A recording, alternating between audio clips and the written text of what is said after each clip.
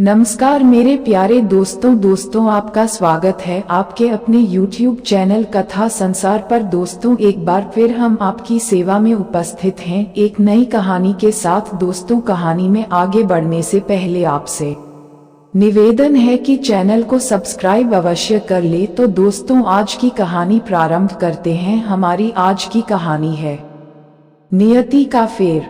सुबह उठते ही फिर वही शोर शराबा सुनाई दिया। पड़ोस के घर में हीरा अपनी 90 वर्षीय माँ को भला बुरा सुना रहा था। आज फिर से लघुशन का बिस्तर में इतनी ठंड है, कौन धोएगा, कहाँ सूखेगा, तुम्हें तो कुछ करना नहीं माँ, बस बैठ के तमाशा भर देखना है, हमें तो पूरा दिन खटना होता है। हीरा बराबर बोले जा रहा था। ये भी नहीं कि माँ को कम से कम सूखे में तो कर देता, आखिर इसी माँ ने ही सर्द की रात में खुद गीले को अपना कर इसे सूखे बिस्तर पर सुलाया था। माँ चुपचाप बिस्तर में पड़ी सब सुने जा रही थी। क्या करती, और कोई विकल्प भी तो नहीं था, बस अपनी किस्मत को कोसती रहती थी। हीरा बराबर डांट फटकार की बौछार किए जा रहा था कि तभी अचानक से उसकी पत्नी की उससे भी बुलंद आवाज आई, ये लो संभालो अपनी माँ को, मैंने कहा था कि रात में इन्हें खाने को रोटी मत ही दो, लेकिन तुम्हारा मातृप्रेम जाग उठता है न। लो कर दी है दीर्घ शंका धोती में, पूरा गंध मचा के रख दी है, मेरे बस का नहीं है अब ये नरक साफ करना। तुमने खिलाया है तुम ही धोओगे ले जाकर। हीरा का क्रोध था कि 7वें आसमान पर चला गया। अब तो जो उचित वो भी, जो नहीं वो भी खूब खरी खोटी सुनाई माँ को। जैसे ही वह माँ के पास पहुंचा सफाई के लिए, माँ टूटे फूटे शब्दों में बोली, बेटा मैं बहुत देर से आवाज लगा रही थी, तुम सब सोए हुए थे। मैंने नीचे उतरने की बहुत कोशिश करी थी पर उतर नहीं पाए और बिस्तर पर ही कहते हुए सुबक सुबक के किसी बच्चे की तरह रो पड़ी। 2 वर्ष पूर्व की बात है। हीरा की माँ लकवा से ग्रसित होने के बाद चलने फिरने में असमर्थ हो गई थी। उन्हें उठने बैठने के लिए भी किसी के सहारे की जरूरत पड़ती थी। अब वह पूरी तरह बहू बेटे पर ही आश्रित हो चुकी थी। एक पोता है श्रेयस, जो बड़े शहर में ऊंचे पद पर अधीनस्थ है।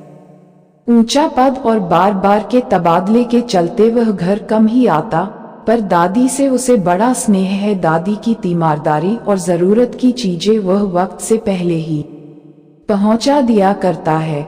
घर का सारा खर्चा भी लगभग उसी ने संभाल रखा है, पर उम्र भर अपनी जिम्मेदारियों को बखूबी निभाने वाली सावित्री जी के ये दिन काटे नहीं कट रहे थे।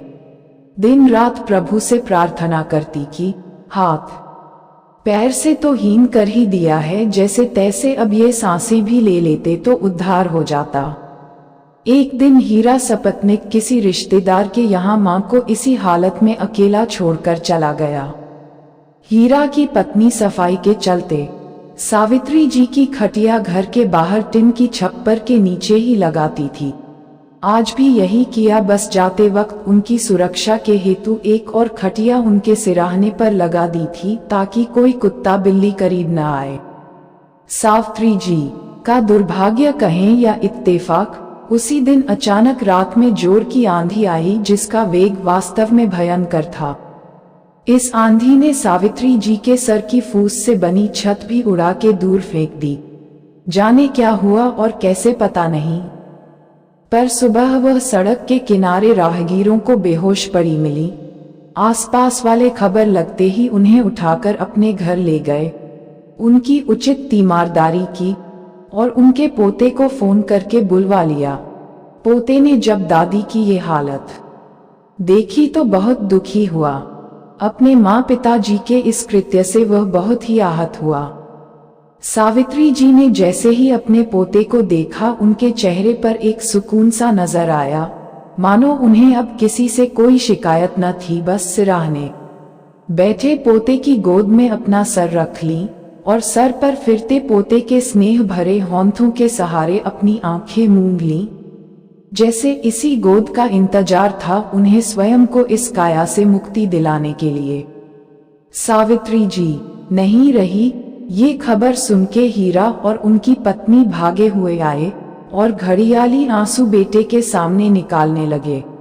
पहले से ही आहत हुआ बेटा उन्हें फूटी आंख भी न देख पाया और ये बोलकर वहां से चले जाने के लिए कहा कि अब उन्हें दादी को छूने तो क्या उनके लिए आंसू भी बहाने का हक नहीं है, और साथ में यही उम्मीद अपने बेटे के लिए भी साथ लेते हुए जाएं। वक्त पंख लगा के उड़ता गया किंतु पद चिन्ह भी साथ में छोड़ता गया। अब हीरा के दिन पहाड़ जैसे कट रहे थे। हीरा टीबी रोग से ग्रसित हो चुका था। लोग उसके पास बैठना भी पसंद नहीं करते थे, यहाँ तक कि उसकी पत्नी भी उससे सौतेला व्यवहार करने लगी। रोटी तक भी उसे दूर से फेंक कर देती थी। घर की किसी भी वस्तु को छूने न देती और यदि इत्तेफाक से छू भी गया तो वह उसे दसियों बार पानी से धोती पोंछती, साथ में झिड़कती अलग से। हीरा की आंखों में पश्चाताप के आंसू भर आते। वह उन दिनों को याद करता जब छोटा था तो उसे खाज हो गया था। सबने माँ को हिदायत दी थी कि सावधानी बरते और हीरा से साफ सफाई के साथ उचित दूरी बना के रखे, पर माँ ने सबकी बातों को नजरअंदाज करते हुए हीरा को पल भर भी खुद से अलग नहीं किया, बल्कि उसका मानना था कि हीरा जितना उनके करीब रहेगा उतनी ही जल्दी स्वस्थ होगा। दादी का अंतिम संस्कार करने के बाद श्रेयस तो अपने गंतव्य को चला गया था। अपनी गृहस्थी भी अपने हिसाब से वहीं जमा ली। उसने दोबारा अपने घर मुड़कर देखने की कोशिश भी नहीं की। हाँ, बस इतना जरूर करता कि हर महीने अपने माँ बाप को खर्चा और आवश्यक सामग्री भर भिजवा दिया करता था। वह स्वयं कभी घर की ओर मुड़कर नहीं देखा, किंतु उसे जब पिता की अवस्था का भान हुआ और माँ द्वारा उचित व्यवहार न किए जाने के चलते वह हीरा को अपने पास ले आया, क्योंकि वह उनकी तरह बेरहम और इंसानियत से हीन नहीं था। उचित इलाज और बेहतर तीमारदारी से हीरा स्वस्थ होने लगा था। बेटे और बहू ने सेवा में कोई कमी न छोड़ी। उन्होंने पिता के प्रति अपने कर्तव्यों का पूर्ण निर्वहन किया, पर आत्मग्लानि से भरा हीरा अपने ही बच्चों से नजर बचाता रहता। उसके मन में यही ख्याल आता कि काश माँ एक बार आ जाती और वह स्वयं द्वारा किए कृत्यों की एक बार माफी भर मांग लेता, किंतु अब ये कतई संभव न था। दोस्तों, आज की कहानी आपको पसंद आई हो तो वीडियो को एक लाइक और हमारे चैनल कथा संसार को सब्सक्राइब जरूर कर लीजिएगा। तो मिलते हैं एक नई और सुंदर सी प्रस्तुति के साथ। तब तक के लिए अपना ख्याल रखिएगा। धन्यवाद।